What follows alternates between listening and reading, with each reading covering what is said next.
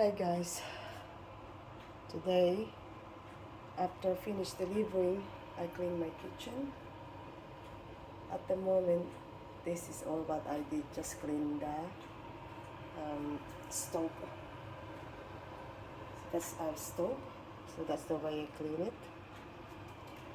And this one, so inspire me to cook. And the next is this one, cleaning up this stuff. So the rest is tomorrow.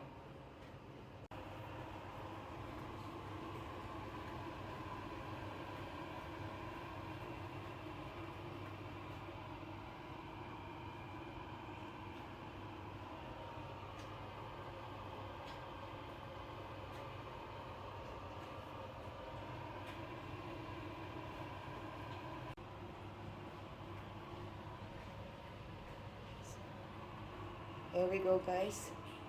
I'm done with my stove. Finished with my stove now. Ready to use it again.